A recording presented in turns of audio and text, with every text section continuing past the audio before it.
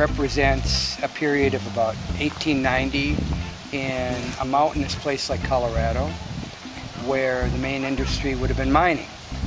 And it's built to about a ½ inch to the foot.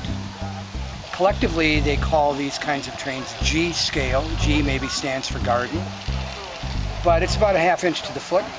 There's around 300 feet of track out here on my main line. And everything's built out of mortar over a wire and wood framework. Trains and the buildings and the bridges and most of what's out here were scratch built.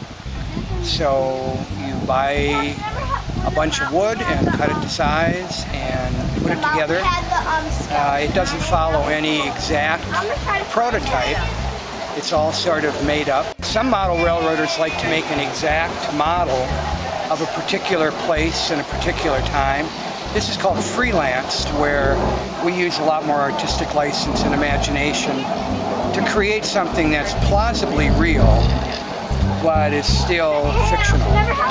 Children like the railroad, and there's a lot of fun things for them to find and discover. There's animals hiding in the forest, and an interesting thing, interesting to me, is that everything here is named for movie directors or motion picture titles. The railroad's called the Hitchcock Railway, and that's from an old Joe Cocker song, Hitchcock Railway. And the other towns are named Spielberg and Lucas.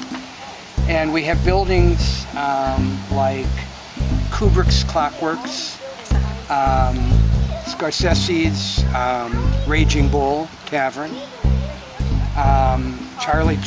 Chaplin, it's C. Chaplin's general store, the little general store. Okay.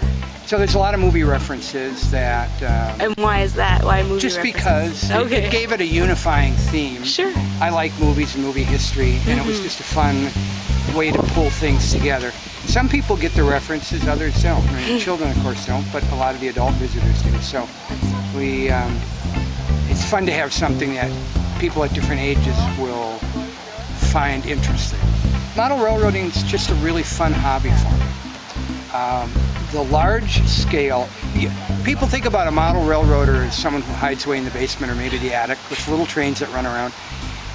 Railroading outside is a relatively new approach to that, and it combines a lot of different hobbies like gardening and model railroading, and to a certain extent some history and some other things that you get interested in as a spin-off. You can't really model a place and time without learning about that place and time. So you spend time reading about the equipment that was built at that time, how it was used, what it was like working on a railroad, what the dangers would be, what the business of a railroad was. So it opens up a lot of possibilities. In the hobby itself, here you have gardening, woodworking, electronics. The railroad's 15 years old now, and the original track turned out not to be very long lasting, so I'm in the process of rebuilding all of it. I'm about half done doing that. This summer I'll get a little more done. It's a 2 or 3 year project.